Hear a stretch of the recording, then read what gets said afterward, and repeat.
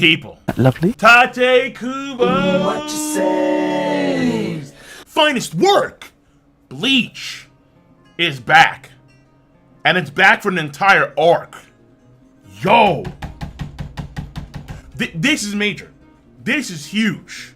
And it's on the 20th anniversary of the series itself after 15 years of serialization. Because remember, last year we got news about a 20th anniversary Bleach project of some sort, and we didn't know what the full scope of that was. And now it looks like the chickens have come home to roost, and they're laying golden eggs. And no, I still won't be doing that final chapter review. I will not. But I did want to talk about Bleach and how Bleach has, I think, Kubo has made the right decision. When it comes to as an author, Kubo has made the correct choice. And we have to break this down step by step. So, yesterday, we had some news about Bleach potentially coming back for something more than just a one-shot. And people were abuzz all across social media. Bleach, Tite Kubo's back. And we saw this pretty nice looking color page of a lot of the captains of Ichigo and Renji. And I know a lot of folks are upset about the Renji and Rukia pairing. Orihime was the right decision. If you say otherwise, you're just wrong. You're just flat out wrong. Wrong. And we see Ichigo along with the captains, as well as Renji. We see Soifon, we see Kyoraku, we see Tsugaya, Trash Gaia, we see definitely Trash Gaia. He still sucks, that's not stopping. We see Kenpachi, we know that now Isane and Iba's captain as well. So you have weird things, people that shouldn't be captains, I'd argue, are captains, but whatever. But the biggest thing yesterday was how the ending of this new chapter, this supposed one-off, actually ends on a cliffhanger. So of course that would mean not a one-shot, because we have more to go.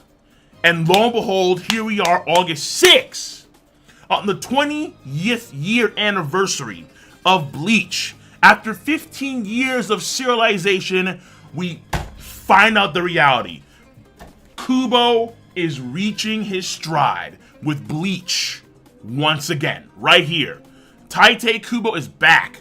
Bleach is back in Weekly Shonen Jump, not for a single Bleach chapter, but a brand new arc involving hell. Bleach fans, how are we feeling? Bleach is back. And honest to God, when you look at the totality of what's to come for not just Bleach, but for Tite Kubo, the man, the myth, the legend himself, it looks like Kubo made the right decision. He made the right call. He was correct. So, let's run through history real quick. We all know that back in the day, a few years ago, there was something called the Big Three. Oh, here we go again.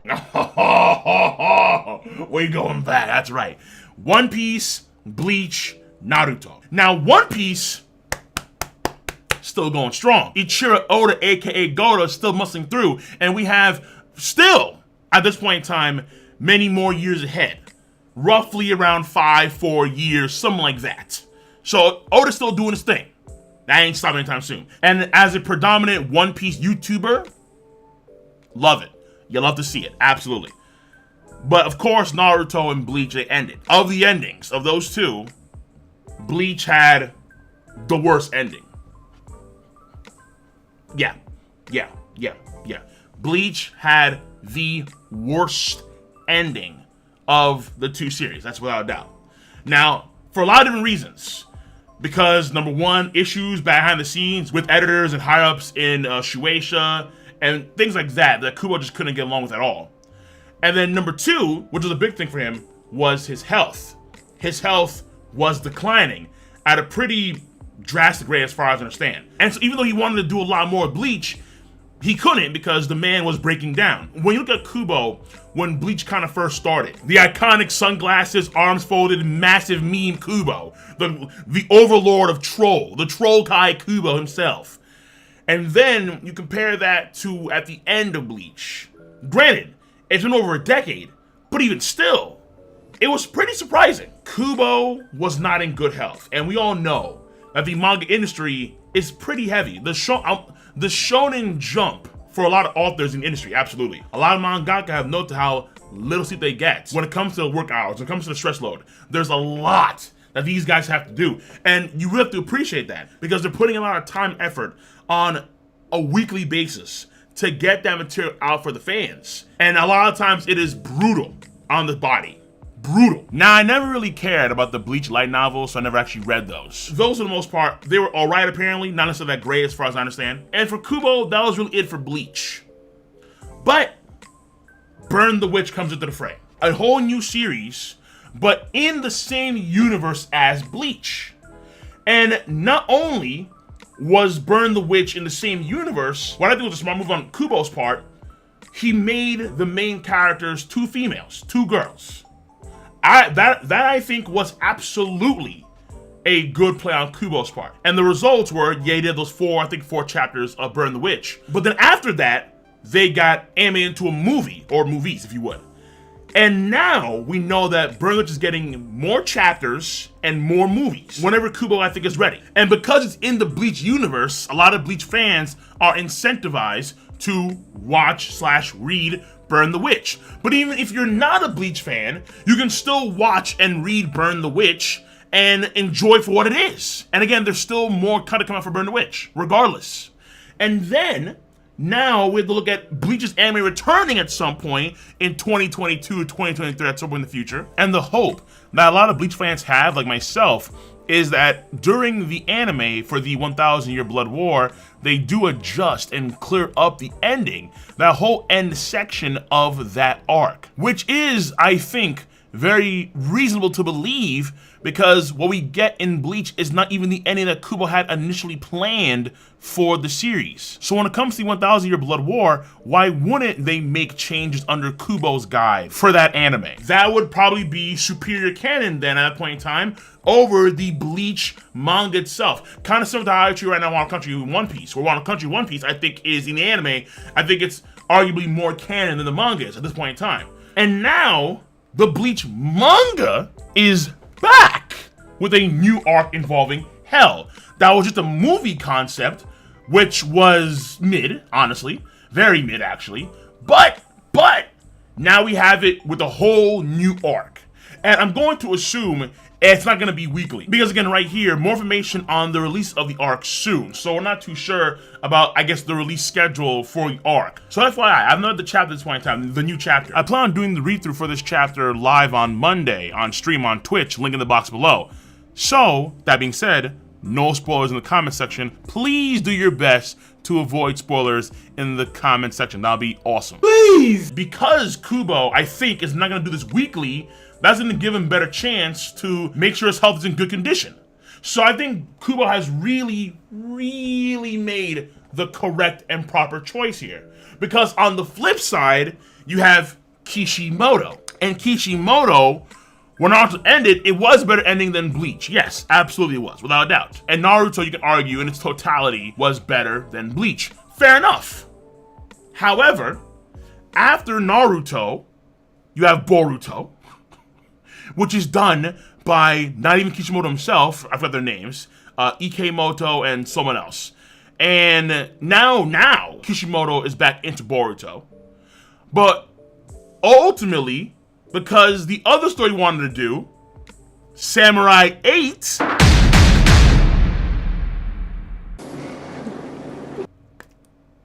that flopped. Find his body floating in front of that, picture above an article. Samurai 8 flopped. No one cared about it. It was canceled.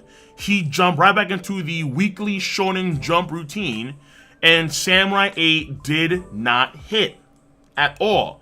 Not like Kubo's Burn the Witch, where it got a movie, and it's gonna get, again, more chapters and more movies to come. Kubo's success outside of Bleach and Kishimoto's failure outside of Naruto, I think, is a testament to the correct decision that Kubo has made as an author in his totality within the industry of shonen.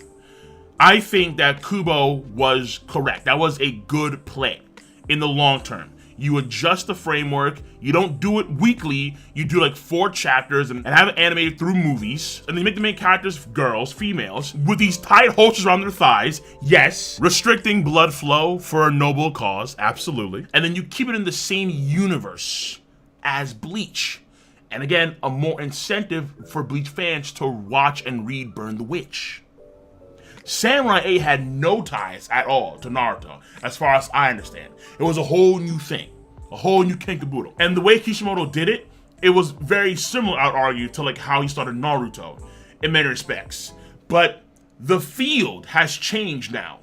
People back then, fans of shonen back then, are not the same folks that are fans, new fans of shonen now. And Kubo, I think, adjusted appropriately for the times. And even still now, Bleach is coming back. And I'm pretty sure part of the reason why it is coming back is because of the success that Burn the Witch has achieved. So ultimately, Kubo has hit his stride. And I like to see that. Because this will hopefully clear up things not only for the Bleach canon manga in the future with the return of the anime, but also we have more Bleach content that maybe one day could even be animated itself. Whether it's going to be a movie or a 12 or 25 episode long anime, this new arc of Bleach could also potentially be animated as well. And we have Burn the Witch, which is going to expand even more on that universe and be its own thing if you don't ever want to read Bleach. And Burn the Witch itself is pretty solid. And at some point in the future, maybe Tite Kubo's finest work. Maybe. Only time to tell.